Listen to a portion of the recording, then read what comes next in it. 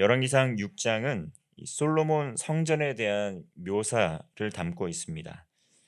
크게 두 부분으로 나눌 수 있는데 2절부터 10절까지는 이 성전의 외부에 대한 것을 묘사하고 있고, 또 오늘의 본문의 말씀은 아니지만 14절부터 38절까지는 그 내부의 모습을 묘사하고 있습니다.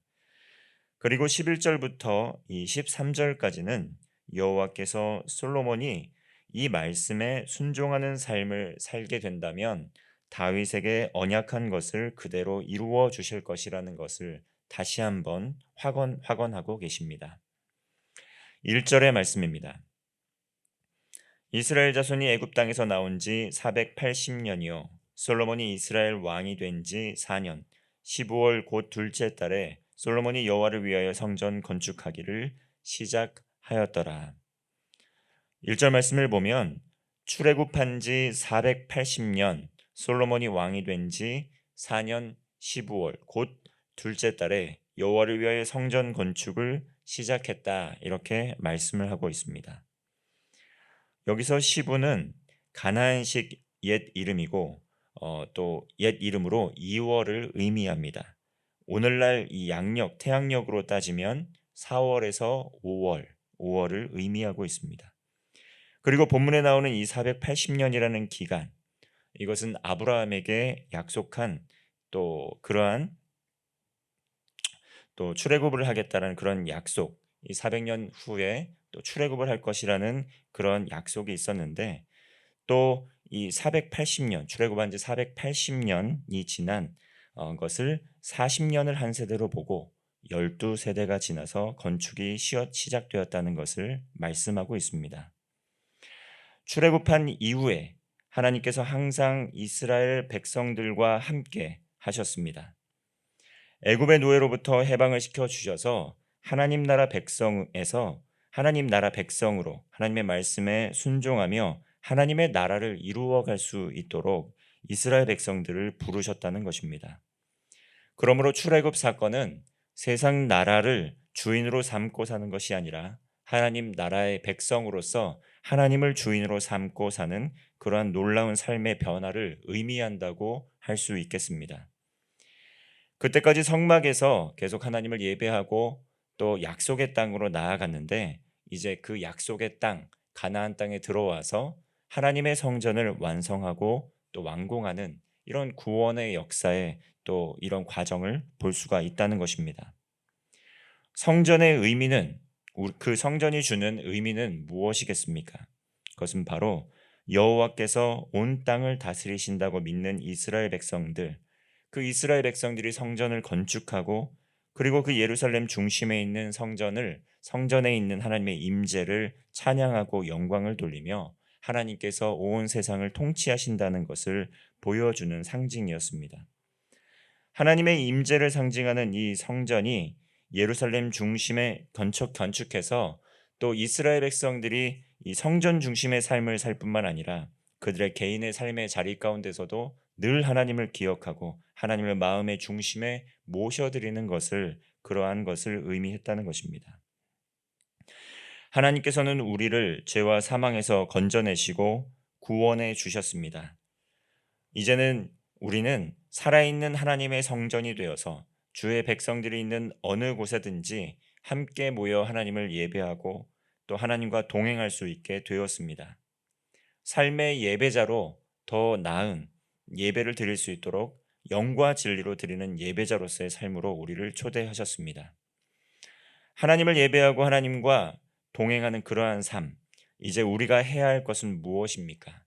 그것은 이 성전이 가지고 있었던 하나님의 임재에 대한 그 의미를 우리의 삶으로 가져와서 그 마음의 중심에 어디를 가든지 무엇을 하든지 하나님과 동행하고 하나님 앞에서 하나님을 모셔드리고 하나님께서 주시는 그 임재의 복, 그 구원의 복을 누리며 살아가는 것입니다. 2절부터 10절까지는 건축 과정에 대한 그러한 정확한 치수에 대한 말씀을 하고 있습니다. 2절의 말씀입니다. 솔로몬 왕이 여호와를 위하여 건축한 성전은 길이가 60규빗이요 너비가 20규빗이요 높이가 30규빗이며 오늘 이 본문의 말씀에서 규빗이라는 치수가 나옵니다. 여기서 규빗은 이 평균 팔뚝, 성인 팔뚝의 길이로 약 45cm 정도라고 할 수 있습니다. 이것을 기준으로 계산을 한다면 성전 길이는 27m이고 너비는 9m, 그리고 높이는 13.5m 정도였음을 알 수 있습니다. 그리고 이후에 성전 건축은 또 이 외부 석재 공사부터 시작이 되었는데 이 외부에부터 구조를 완성해 나아갔습니다. 그러나 여기서 우리가 주목해 보아야 할 것이 있습니다. 7절의 말씀입니다. 이 성전은 건축할 때에 돌을 그 뜨는 곳에서 다듬고 가져다가 건축하였으므로 건축하는 동안에 성전 속에서는 방망이나 도끼나 모든 철 연장 소리가 들리지 아니하였으며, 성전 건축을 할 때 또 망치나 또 철 연장 소리, 또 이런 도끼 이런 소리가 들리지 않도록 미리 다듬어서 가져왔다라고 이야기를 하고 있습니다. 이것은 하나님을 예배하는 하나님의 임재가 있는 이 성전에서, 거룩한 처소에서 거룩함과 정숙함, 또 평화, 경건함을 유지하기 위해서 이렇게 하였다는 것을 의미하고 있습니다. 돌 제단을 쌓을 때 또 정으로 찌거나 또 쇠 연장을 대지 말라는 그 말씀을 지키는 일이기도 했는데, 어찌 보면 이것은 굉장히 비효율적이고 또 굉장히 또 합리적이지 않은 것처럼 보입니다. 그러나 하나님 앞에 거룩과 경건의 태도를 가지고 또 성전 건축 공사에도 임했다라는 것을 우리는 알 수가 있습니다. 하나님께서는 성전 건축의 과정에서부터 이러한 태도와 자세를 가지고 공사에 임하게 하셨습니다. 그리고 공사가 완공이 되고 이 성전을 대하는 자세, 그 태도들이 이어서 이렇게 이어졌다는 것입니다. 그러므로 하나님을 예배하는 곳, 또 예배하는 처소에서 우리의 몸과 또 마음가짐이 어떠해야 하는지, 이러한 또 건축의 과정을 통해서도 우리는 그 성전을 대하는 자세와 또 의미를 한번 생각해 볼 수 있습니다. 오늘날 이 예배당, 우리가 모여서 예배하는 이 예배당은 성전으로 부르곤 있지만 과거에 이야기했던, 과거에 지금 오늘 본문의 말씀에 나와 있는 솔로몬의 성전과 같은 그러한 기능을 하는 것은 아닐 것입니다. 동일한 의미가 지닌 것은 아닙니다. 이때 당시에는 중앙 성소 사상으로 이 솔로몬 성전, 이 예루살렘 성전, 이 성전이 모든 또 이스라엘 백성들의 그런 예배의 중앙되는 처소를 의미했기 때문입니다. 그리고 그곳에 법궤를 가져다 놓고 또 그리고 하나님의 임재를 상징하는 곳이었습니다. 오늘날 예배당은 그와 같은 의미가 있진 않겠지만, 그러나 우리가 예배당에 나와서 예배를 할 때 우리의 몸과 마음가짐, 태도는 어떠해야겠습니까? 그 정신을 이어받아서 하나님을 예배할 때 하나님의 임재가 이곳에 있음을 기억하고 정성을 다해서 마음과 뜻과 정성을 다하는 태도로 예배해야 된다는 것입니다. 비단 예배당에서만 이렇게 또 거룩과 경건의 삶의 태도를 가지고 마음과 뜻과 정성을 다한 예배를 드릴 뿐만 아니라 나아가 삶의 예배자가 되어서 우리 각자의 삶의 처소에서도 하나님 앞에 거룩과 성결의 삶을 살고, 그리고 말씀과 또 기도의 힘을 쓰며 또 하나님 앞에 또 이 정결한 마음의 태도를 가지고 이어서 살아가야 한다는 것을 의미하고 있습니다. 그러나 오늘날 예배당에서 또 많은 행사들이 진행이 되고 또 그리고 또 이곳을 또 여러 가지 다양한 목적과 용도로 사용하면서 이 정신을 잊을 때가 굉장히 많이 있습니다. 예배는 단순한 세미나나 또 단순한 행사에 참여하는 것과는 매우 다릅니다. 예배를 드리게 될 때, 또 우리가 찬양을 하게 될 때, 우리가 말씀을 듣게 될 때 하나님께서 우리와 함께 하시고 또 하나님께서 그 말씀을 통해, 찬양을 통해 영광을 받으시고 하나님께서 우리에게 주시는 그 말씀을 듣는 태도, 그 마음가짐, 그것은 거룩과 정결의 태도와 마음가짐을 듣게 될 때, 듣는 마음을 가지고 듣게 될 때 하나님의 말씀을 경청하고 그것이 우리의 삶의 능력으로 드러나게 된다는 것입니다. 열왕기상 6장 11절부터 이 13절까지의 말씀은 다윗에게 했던 그 하나님의 언약과 약속이 또 약속을 솔로몬에 대해서도 그대로 이어가실 것임을 약속하고 있습니다.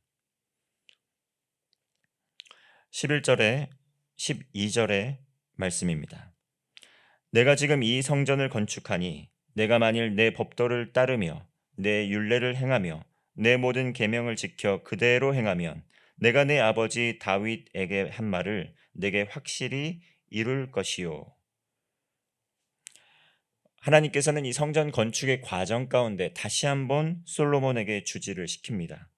지금 이 성전을 건축하고 있는데 이 성전을 건축하는 것이 굉장히 중요하지만 또 한 가지 잊지 말아야 될 것이 무엇이냐면 그것은 바로 하나님의 말씀을 따르고 그 율례를 따르고 모든 계명을 지켜 그대로 행하게 되면 성전에 임하는 하나님의 임재가 끊이지 않고 그리고 확실히 하였던 다윗에게 하였던 약속, 그 약속의 말씀을 솔로몬뿐만 아니라 그 후대에도 계속 이어가겠다고 약속을 하고 있는 것입니다.